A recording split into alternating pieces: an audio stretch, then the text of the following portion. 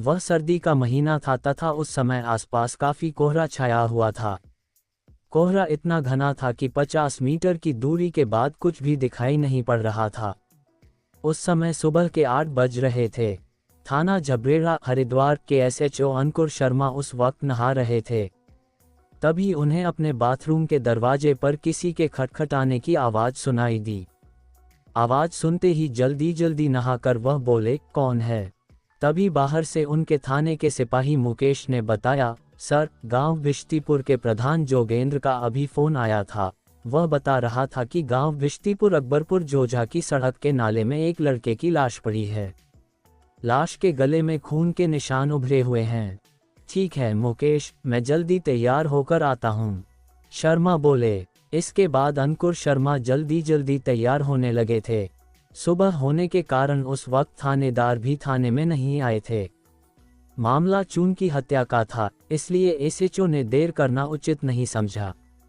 इसके बाद उन्होंने इस हत्या की सूचना फोन द्वारा हरिद्वार के एसएसपी प्रमेंद्र डोभाल, एसपी देहात स्वप्न किशोर सिंह व सीओ मंगलौर विवेक कुमार को दी थी। फिर वह अपने साथ सिपाही मुकेश व रणवीर को लेकर घटनास्थल की ओर चल पड़े। घटनास्थल थाने से महज 7 किलोमीटर दूर था, इसलिए उन्हें वहां पहुंचने में 15 मिनट लगे।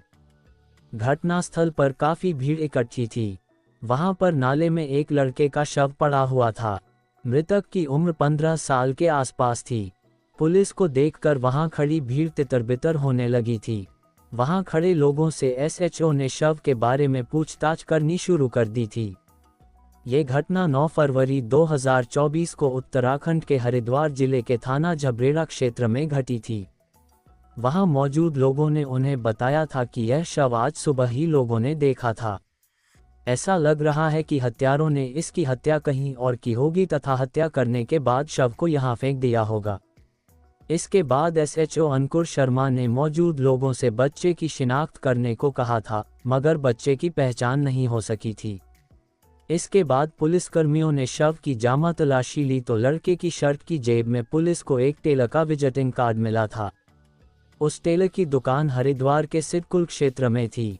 पुलिस ने उस टेलर के पास जाकर संपर्क किया। लड़की की लाश के फोटो देखने के बाद टेलर ने भी इस बालक के शव को पहचानने में अपनी अनभिज्ञता जताई। उधर मौके पर एसएसपी प्रमेंद्र डोभाल, एसओजी प्रभारी रविंद्र शाह व पुलिस के पीआरओ विपिन चंद पाठक भी फोरेंसिक टीम के साथ पहुंच गए थे।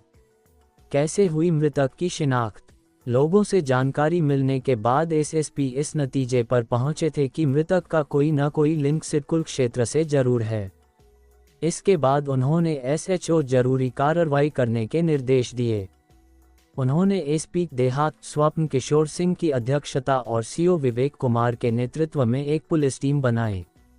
टीम में एसएचओ अंकुर शर्मा व एसओजी के इंस्पेक्टर को शामिल किया। उन्होंने टीम को सिडकुल क्षेत्र में जाकर बच्चे की जानकारी करने के निर्देश दिए। श्री डोभाल का निर्देश पाकर पुलिस टीम सिडकुल पहुंच गई थी। यहां पर पुलिस टीम ने बच्चे के फोटो कुछ दुकानदारों को दिखाए। पुलिस की कई घंटों की मशक्कत के बाद एक दुकानदार ने पुलिस को बताया कि यह फोटो 15 वर्षीय नरेंद्र उर्फ राजा की है, जो यहां अपनी दृष्टिहीन मां ममता के साथ रहता था। इसके बाद पुलिस टीम जब ममता के मकान पर पहुंची तो वहां पर चून की दुकान चलाने वाला हेमराज मिला। जब पुलिस ने हेमराज से ममता व उसके बेटे राजा के बारे में पूछताछ की तो हेमराज ने पुलिस को बताया, सर, यह मकान मैंने ममता से पिछले महीने 20,70,000 रुपए में खरीदा था। 3 दिन पहले ही ममता ने मकान खाली करके मुझे कब्जा दिया है। कब्जा देते समय पुलिस लाइंस में तैनात एएसआई छुना यादव व शहजाद नामक युवक भी ममता के साथ थे। मुझे कब्जा देकर ममता व राजा छुना यादव की न्यू आल्टो कार में बैठकर गए थे। पुलिस को जब ये जानकारी हुई तो सीओ विवेक कुमार व एसओजी प्रभारी रविंद्र शाह तुरंत ही पुलिस लाइंस पहुंचे और वहां से वे पूछताछ करने के लिए छुना सिंह यादव को अपने साथ लेकर थाना झबरेड़ा आ गए। थाने में एसपी देहात स्वप्न किशोर सिंह व सीओ विवेक कुमार ने जब एएसआई छुना सिंह से ममता व राजा के बारे में पूछताछ की तो वह पुलिस अधिकारियों को काफी देर तक वह इधर उधर की बातें बताता रहा। छुना यादव कहता रहा कि ममता मेरी परिचित तो थी, मगर मुझे नहीं मालूम कि वह अब कहाँ है। इसके बाद जब एसपी देहात स्वप्न किशोर ने सख्ती से छुना सिंह से उसकी नई आल्टो कार के बारे में पूछा तो वह कोई संतोषजनक उत्तर न दे सका। तभी एसपी स्वप्न किशोर ने छुना सिंह से कहा, देखो छुना, तुम्हें पता है कि पुलिस के सामने मुर्दे भी बोलने लग जाते हैं, इसलिए या तो तुम हमें सीधी तरह से राजा की मौत की सच्चाई बता दो, नहीं तो हम तुम्हारे साथ वह सब करेंगे जो पुलिस अपराधियों के साथ करती है। एएसआई ने ऐसे को बुला जुर्म। एसपी साहब की इन बातों का छुना यादव के ऊपर जादू की तरह असर हुआ और वह पुलिस को राजा की हत्या की सच्चाई बताने को तैयार हो गया था। फिर छुना यादव ने पुलिस को राजा की हत्या की जो कहानी बताई, उसे सुनकर वहां मौजूद सभी पुलिस अधिकारियों के होश उड़ गए। एएसआई छुना यादव ने बताया था कि वह 9 फरवरी 2024 को अपनी नई आल्टो कार में राजा व उसकी नेत्रहीन मां ममता को बैठाकर मंगलौर हाईवे की ओर लाया था। इसी बीच मैं और मेरे दोस्त शहजाद व विनोद ममता का सिटकुल वाला मकान हेमराज को 20,70,000 रुपए में बिकवा चुके थे। ममता की रकम को हड़पने के लिए हम तीनों ने माम बेटे की हत्या की योजना बनाई। योजना के मुताबिक हम तीनों जब माम बेटे को कार में बैठा कर ले जा रहे थे तो चलती कार में हम तीनों ने शहजाद के गमछे से पहले ममता का गला घोंटकर उसे मार डाला था। फिर इसके बाद हमने नरेंद्र उर्फ राजा का गला घोंटकर उसकी हत्या कर दी थी। गला घोंटते वक्त माम बेटा चलती कार में चीखते चिल्लाते रहे। दोनों की हत्या करने के बाद हमने पहले थाना मंगलौर के अंतर्गत लिब्बरहेड़ी नहर पटरी की झाड़ियों में ममता के शव को फेंक दिया था। इसके बाद 15 वर्षीय राजा की लाश गांव भिश्तीपुर रोड के नाले में फेंक दी थी। दोनों माम बेटे के शवों को ठिकाने लगाकर तीनों लोग आराम से वापस अपने अपने घर चले गए थे। एएसआई छुना यादव के इस अपराध से जहां एक और पुलिस की छवि धूमिल हुई थी तो दूसरी ओर छुना जैसे वर्दीधारियों से आम जनता में पुलिस पर विश्वास डगमगाने जैसे हालात हो गए थे। इसके बाद एसपी देहात स्वप्न किशोर ने छुना की इस करतूत की जानकारी एसएसपी प्रमेंद्र डोभाल को दे दी। एक नहीं की थी 2-2 हत्याएं। श्री डोभाल ने वर्दी को दागदार करने वाले छुना सिंह यादव के खिलाफ तुरंत कानूनी कार्रवाई करने तथा छुना की निशानदेही पर मंगलौर की लिब्बरहेड़ी नहर पटरी की झाड़ियों से ममता का शव बरामद करने के निर्देश एसएचओ अंकुर शर्मा व एसओजी प्रभारी रविंद्र शाह को दिए। दोनों अधिकारी छुना यादव को लेकर लिब्बरहेड़ी नहर पटरी पर पहुंच गए। छुना यादव ने वह जगह पुलिस को दिखाई जहां उसने अपनी आल्टो कार से ममता के शव को फेंका था। छुना की निशानदेही पर पुलिस ने ममता के शव को झाड़ियों से बरामद कर लिया। शव बरामद होने के बाद अंकुर शर्मा ने ममता के शव का पंचनामा भरकर उसे पोस्टमार्टम के लिए राजकीय जे.एन. सिन्हा स्मारक अस्पताल भेज दिया। ममता का शव बरामद होने के बाद एसओजी प्रभारी रविंद्र शाह अपने साथियों अशोक, रविंद्र खत्री, राहुल, नितिन व महिपाल के साथ इस दोहरे हत्याकांड के शेष बचे 2 आरोपियों शहजाद व विनोद की गिरफ्तारी हेतु निकल पड़े थे। हालांकि छुना यादव की गिरफ्तारी की जानकारी शहजाद व विनोद को मिल चुकी थी। तब वह किसी सुरक्षित स्थान पर छिपने की योजना बना रहे थे। इससे पहले कि वे दोनों फरार होते, एसओजी टीम ने उन्हें हिरासत में ले लिया था। इसके बाद एसओजी टीम ने शहजाद निवासी गांव अकबरपुर जोझा तथा विनोद निवासी मोहल्ला सराय ज्वालापुर को हिरासत में ले लिया था। पुलिस टीम उन्हें लेकर थाना झबरेड़ा आ गई थी। वहां पुलिस ने इन तीनों आरोपियों का आमना सामना कराया था। फिर तीनों आरोपियों ने पुलिस के सामने ममता व राजा की हत्या करने की बात स्वीकार कर ली। आरोपियों से पूछताछ के बाद इस दोहरे हत्याकांड की जो कहानी सामने आई वह इस प्रकार निकली।